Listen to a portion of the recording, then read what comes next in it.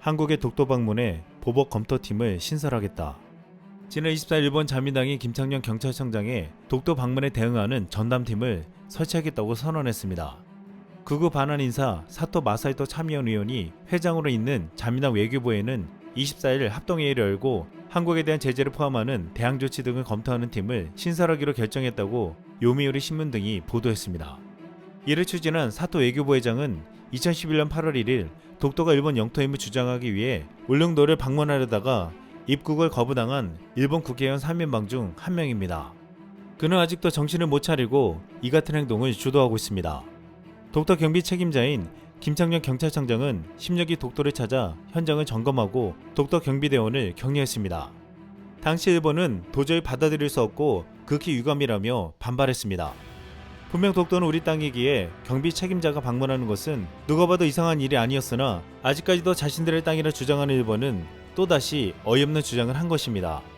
일본은 전담팀을 설치해 구체적으로 대항 조치를 검토할 예정이라며 지금 검토될 대항 조치로 국제사법재판소 제소 등이 거론되고 있습니다.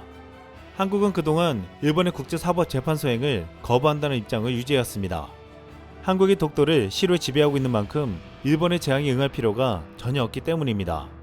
국제사법재판소는 원칙적으로 단사국이 명시적 합의를 해야 재판 관할권을 행사하기에 한국이 동의하지 않는 한 독도 문제로 국제사법재판소의 심판을 받게 될 가능성은 거의 없습니다. 그런데 만약 전문가들은 국제사법재판소로 간다고 해도 한국의 승리가 될 가능성이 상당히 높다고 말하고 있습니다. 과거 싱가포르와 말레이시아 사이 페트라 브랑카 분쟁에서 그 이유를 찾을 수 있다고 했습니다.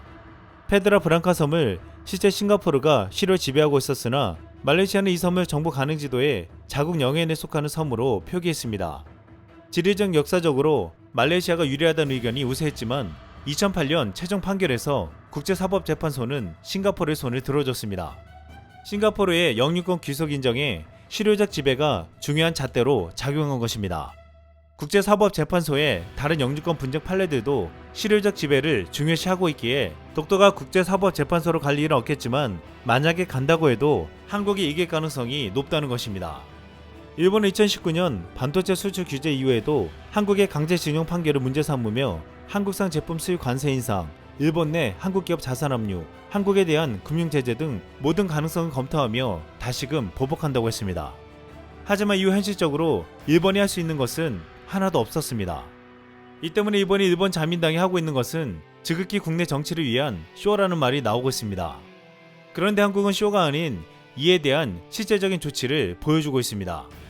25일 대구 엑스포에서 열리는 제17회 국제소방안전박람회에서 한국항공우주산업이 개발한 수령 기반의 소방 헬기가 전시되었습니다.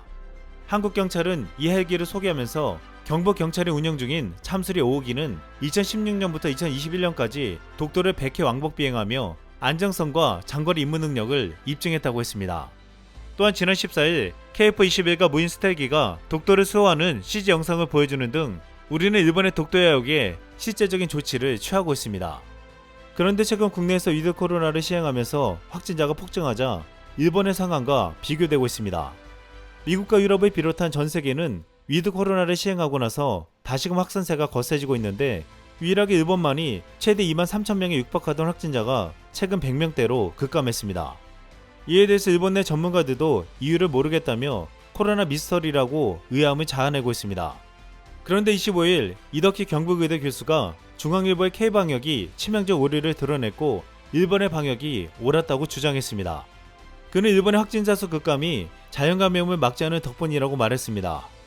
이 교수는 한국과 비슷한 백신 접종률을 가진 일본이 우리와 가장 다른 점은 처음부터 국가가 나서 방역이라는 이름으로 무증상 혹은 경증으로 지나가는 자연감염을 막지 않았다는 데 있다며 일본 확진자 급감은 백신 접종률이 50%가 채 되지 않았을 때부터 시작됐는데 이런 강력하고 광범위한 면역을 제공하는 자연감염의 경험을 가진 사람들이 존재하기 때문에 가능한 것이다. 확진자 급감이 단순히 백신 접종률만 높인다고 가능하지 않다고 지적했습니다. 실제로 일본은 코로나가 확산될 때 경증 환자에 대해서 코로나 검사를 하지 않았고 확산되도록 만들었습니다. 이것을 일본 정부는 의도했다고 말한 바는 없었지만 자연 감염을 막지 않은 것은 사실이었습니다. 그런데 일본이 이렇게 제대로 밝히지 않은 자연 감염에 대해서 감당해야 할 피해는 철저히 은폐되어 왔습니다. 이 교수의 말대로라면 일본이 코로나 초기 영국이나 스웨덴이 하고자 했던 집단 감염을 시도해서 제대로 성공했다는 것인데, 영국이나 스웨덴이 이를 성공하지 못한 이유는 이를 통해서 희생되는 이들이 너무나도 많았다는 것입니다. 지난 일본 아사히 방송 하토리 시니치 모닝쇼에서 하마가와라는 방송인이 일본에서 하루에 폐렴으로 사망하는 사람이 400명인데 이 사람들 다 코로나 검사를 하고 있냐고 문제를 제기했습니다.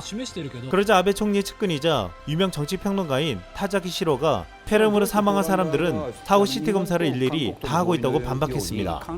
타자키는 폐렴 증상으로 죽은 사람을 나중에 CT 검사를 해서 코로나인지를 판단하고 있다고 했으나 타마가와는 그것도 다 하고 있는 게 아니라면서 타자키와 논쟁이 붙었습니다. 이다에서 방송은 서둘러 화제를 바꾸어 결론이 내려지지 않은 채 대화가 종료됐고, 이 대화 내용이 일본 트위터에서 난리 났습니다. 이 방송 이후 일본 방사선과 전문의이 확인해보니 코로나 바이러스는 CT 검사로 하면 정확히 진단할 수 없고 코로나 바이러스인지 확인하려면 PCR 검사가 필요하다는 답변을 받았습니다. 또한 원전 전문가로 알려진 일본 마키타 히로시 박사는 경찰청이 발표한 변사자 가운데 코로나 환자가 포함되지 않았다고 지적했습니다. 올해 4월부터 9월까지 전국 변사자 중 최대 627명이 양성 판정을 받았는데, 이는 코로나 사망 통계에서 누락된 것입니다. 실제 지난 5월 미국 워싱턴대 의대사나 보건계량 분석연구소는 일본의 실제 사망자 수가 10분의 1로 집계되었다고 지적했습니다. 일본 정부가 공개한 사망자 수치는 10,000명에 불과했지만 실제로는 이보다 10배나 많은 10만 명 수준으로 분석된 것입니다. 이것은 전 세계에서 18번째로 많은 것으로 코로나19로 심각한 상황을 겪었던 독일, 프랑스와 큰 차이가 없었습니다.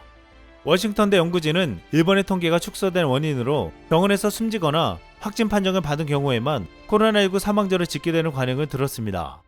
또한 여기 일본 정부는 보고 과정에서 감염자 수와 사망자 수를 누락시키는 일도 적발되었기에 코로나로 인한 일본의 실제 사망자 수는 실제 10배가 아니라 그보다 훨씬 더 클 것이라는 이야기도 나오고 있습니다. 결국 일본은 확진자 수와 사망자 수를 속이면서 은밀하게 자연감염을 진행시켜왔다는 것입니다. 또한 지금 코로나에 노출됐던 일본의 젊은 층들은 심각한 후유증을 겪고 있다고 연일 보도되고 있습니다. 20일 마이니치 신문은 젊은 세대의 코로나 후유증을 소개하며 기력이 떨어져 일상생활을 제대로 영위하지 못하는 사례들을 보도했습니다. 한 여고생은 목욕만 해도 쓰러질 정도이고, 한 중학교 학생은 피로감에 침대에 누워있는 시간이 길어지고 있다고 했습니다. 이렇게 유독 일본의 젊은 층들이 더욱 많은 후유증을 호소하고 있는 상황입니다.